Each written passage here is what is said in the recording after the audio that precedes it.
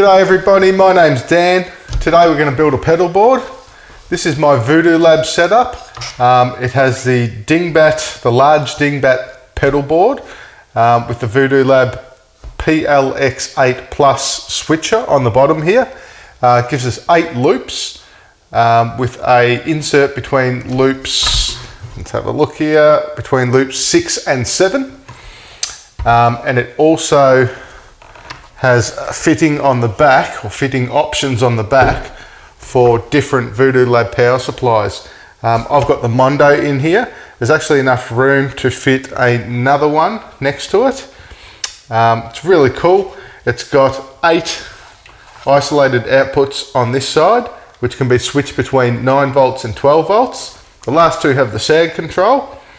Over here, we've got another 6 isolated outputs, but these ones are high current, so it gives us another 4 9 volt outputs and 2 12 volt outputs. So really cool. Hopefully it's enough for all these pedals I've got over here. You'll also notice there's a couple of gig rig virtual batteries in the back here, so we'll decide which pedals we're going to use those on. The thing I love about this PLX8 is it sits flush with the board itself. So rather than having your switcher sitting up on top of the pedal board and then having to switch over it, step over it, to get to your pedals, this one screws into the front there with 4 screws and ends up giving a nice flush finish. So what happens is it sits under about 10-20 mil under that lip there, and you screw it down and off you go. So I've got some tools and bits and bobs here that I usually use. So first of all, I've got a paintbrush, get all the dust off everything. We've got some 3M Scotch, well, jewel lock, as you guys probably know it. Pair of scissors, pair of wire cutters. I've got my cutting tool for if I need to modify any of these cables. I've got a bunch of Evidence Audio solderless cables here that I've had set up with this board previously. And we've got a pile of power leads that came with the Voodoo Labs power supply. Got some cable ties, got some cable tie mounts, and that's pretty much it. Hopefully that's all we need. This is a really great little buffer. It's got all the input-output impedances that you'd want to see. So rather than mount this on the top, what I want to do is get it mounted underneath. It actually works out that if I were to mount it under here, the jacks are nice and accessible there, so that works out really well. So I think that's the first thing we're going to do. Great little trick here. If we do this and pop the jewel lock on there, then peel the sticky layer off, we can pop it in position. We want to go this way and put it down, and that's all we need to get it in the place we want. There we are. Let's just have a flip it over and make sure the board still sits down without being affected by what we've just done. Nope, that's all really good.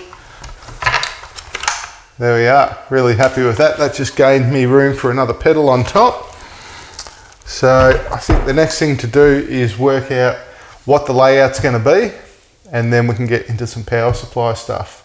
1, 2, 3, 4, 5, 6, 7, 8, 9, 10, 11, 12 pedals that I want to get on the board here, and we've got 8 loops. So I've got 4 pedals that aren't going to be running through the looper. They're going to be in the circuit most of the time.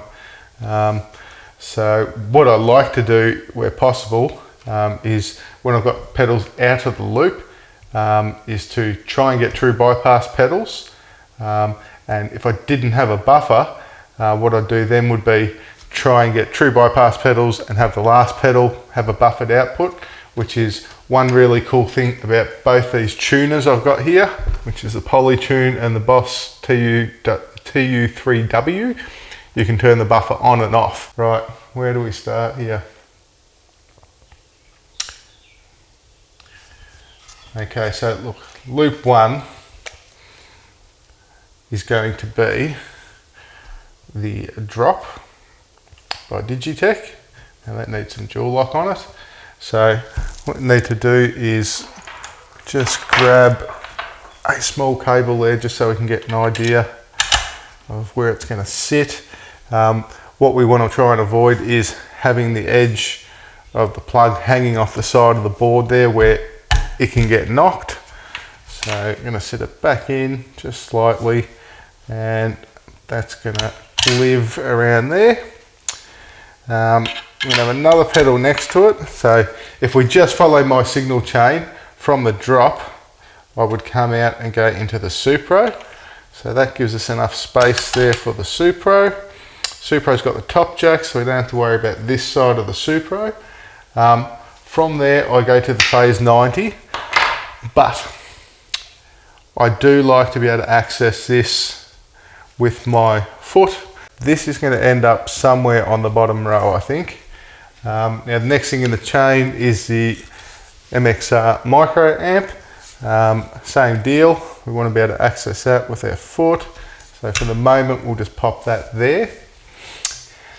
If we keep following the signal path, the next pedal would be the Vemuram Shanks, which is one of my favorite pedals ever. I've made a mistake already. I like to feed into the Shanks with the transparent overdrive. The one I found is unbeatable against everything I've tried is the Greer Lightspeed. So that is actually the next pedal. Now I'm not going to make the mistake this time of pushing it down before I pull the jack out. Next up will be the BB preamp. So at the moment this is just standard order, just try and work out what needs to be on the bottom row out of practicality reasons. So I don't need access to these are going to be okay up the top there. Before I had the tuner at the end here. It may be nice to have the tuner a bit more accessible this time. So what have we got left? We've got our boost, 2 delays, which are also JHS. We've got an analog and a digital, which is a really cool combination I've grown to love. And we've got the JHS muffaletta. I think the muffaletta, well, it's definitely the next in the chain. Let's see if we can actually have room for it here. It's going to be tight. So, what pedals are in the loop? That's true bypass, so it could be out of the loop, the Digitech drop. 1, 2, 3, 4, 5, 6, 7. We could have one more pedal in the loop. You could either have one delay in the loop or the boost. Now, if we have the boost, it means we're putting the boost into the 2 delay pedals. I don't think that's going to be an issue, so that's going to go down there somewhere. Now the tuner, it's nice to have the tuner accessible. So I'm right-handed, so that's probably a nice spot for the tuner there. It's also a nice spot for the boost pedal actually, to have it right where your right foot is. But let's have a look. What we're going to have to do is out of the Empress, through the drop,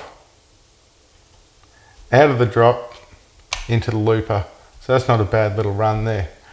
Okay, and then on the exit of the looper, we'd be looking at coming through the Ghost. Sorry Josh, I've forgotten the name, I'll look that up again. The Panther, and the analog delay there.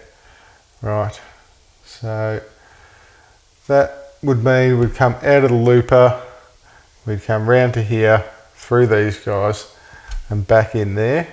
So I'm just trying to think how the position of the tuner is going to affect this.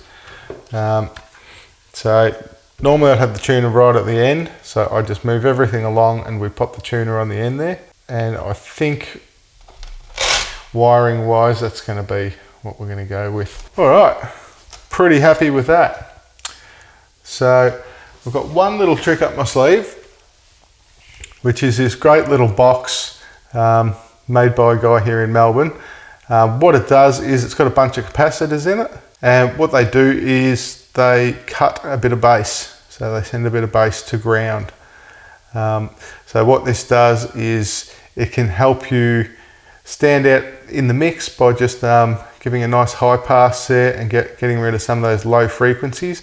It also works great to tighten up distortion sounds, and I find it works fantastic with fuzzers. I think it'd be really cool to have it at the input of the board and be able to access that, that high pass filter any time. So what I'm going to do is I'm going to put it over here somewhere. Done. How's that?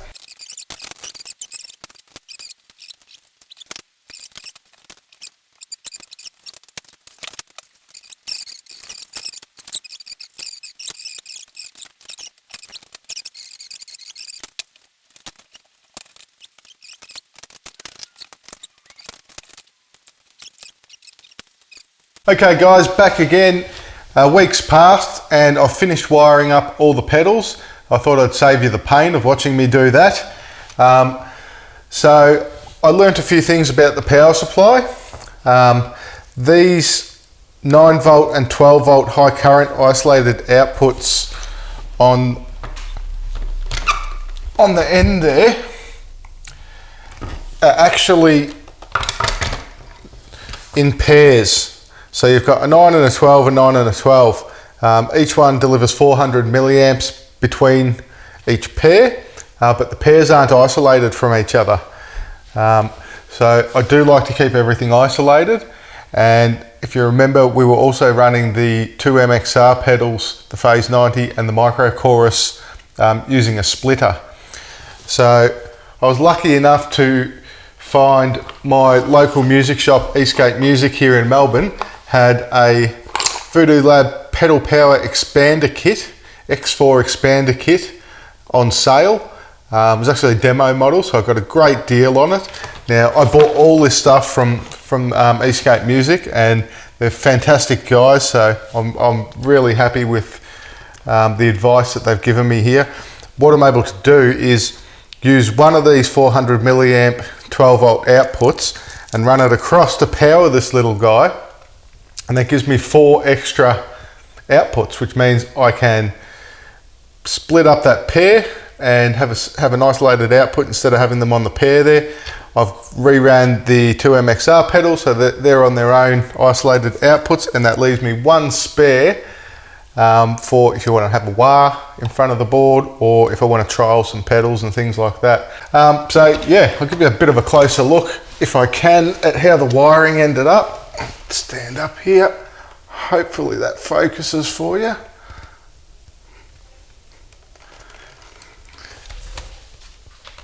So this is how it ended up. I'm really wrapped with this. I reckon it looks fantastic. Let's see if I can get a bit more of a close up there for you. I've got everything that's out of the loop nice and easily reachable, which would be these 3 guys here and the drop. So there's not much left to do. I've got some barefoot buttons and some little Miller caps that I'm going to pop on there. I did give it a test run. This is fantastic, cutting out that low end. It just opens up all the drive pedals.